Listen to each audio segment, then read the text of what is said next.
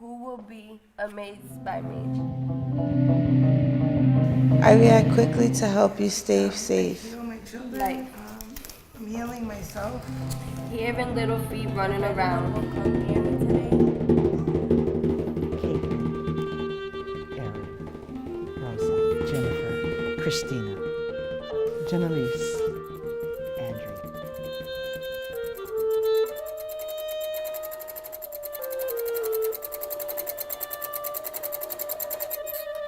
My name is Lamerchi Frazier. I have had the opportunity to work with wonderful women in a substance abuse program called Entre Familia, where they are with their children and they are overcoming terrific odds of substance abuse recovery. We have been able to explore poetry and quilt making as a way of expression, self-discovery, and improving our journey. Mayor Walsh initiated a cultural plan, and we called that Boston Creates, and it was really incredible that it's really moved forward the conversation citywide about the place of art in municipal government, and Boston Air has been a great opportunity to really put that into practice. We have artists working with departments and agencies throughout the city and helping us to approach our problems in a different way and to think about things differently and to bring voices to light that may have been otherwise overlooked. Even if it's just one word, there's a head space, there's a heart space here. I started this project with thinking about who are the women? Have they ever expressed who I am? Sensitive, pressed, strong, So worried. I pose a prompt to create words in poetic form that I am ...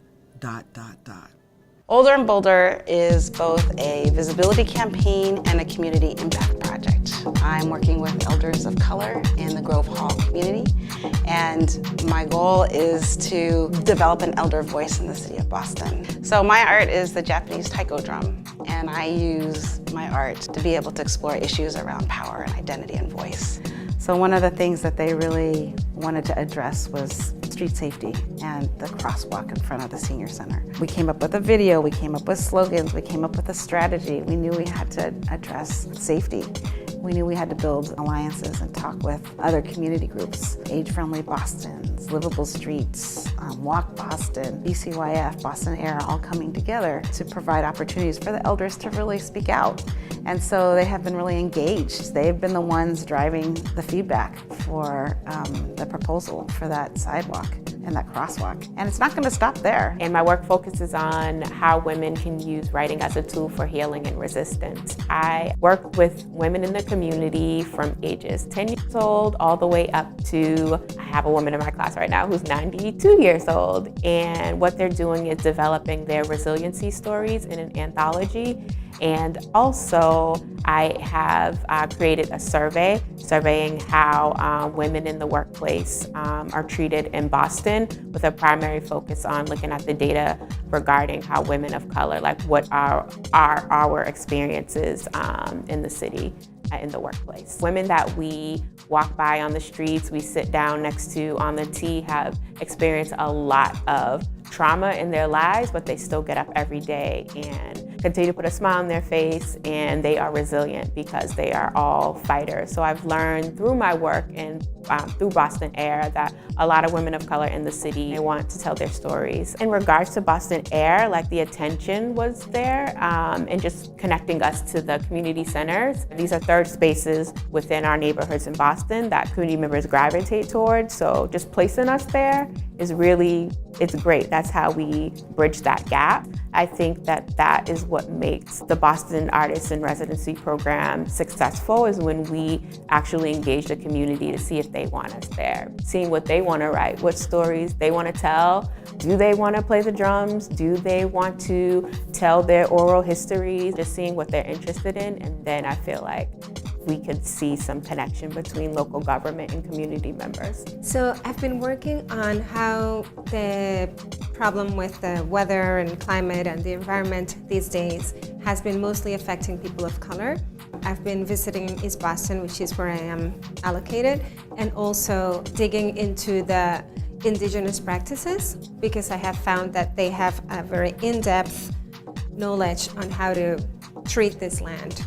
I went to Puerto Rico and auditioned and brought 6 dancers to work on telling their stories post-Hurricane Maria. And I brought them to East Boston, where we had a community conversation, and we shared stories of resilience and comparing where we've been and where we're going. And I'm really interested in figuring out how all of that, as a dance artist, which is how I was invited to this project, how I'm going to translate all that information in my body, those narratives, how do they become physicalized through me, especially thinking now about indigenous practices, thinking about my own people back in Puerto Rico. How did people deal with these natural disasters back in the day? How can we implement some of those lessons today? And how can we better take care of the earth? So these are things that mostly will come from people of color. And I think that based on our history and based on our philosophies and practices, and it's a huge loophole in the conversation, and it could really help move the conversation forward. I'm really interested in an art that has lasting impressions, whether if it is an individual or if it is in a community or if it is in a society, and kind of like to think about what could that be in an art space. It would be amazing to see the city would invite the artist for a longer or open up doors for longer relationship. You know, I grew up in Iran. I had no relationship with the government except like it was a closed door, and it was a door that like I, as a persecuted minority, had no access to it, and I had to kind of like stay away from. Art process came to kind of like learning about what the system is doing and how the art could contribute in shifting or changing or creating new openings. Que a mi hijo lo curaba, solo un milagro de Dios. Yo creí vuélveme loco cuando supe la verdad. Por eso que en este mundo siempre debemos. You go up there somewhere. No? Yeah.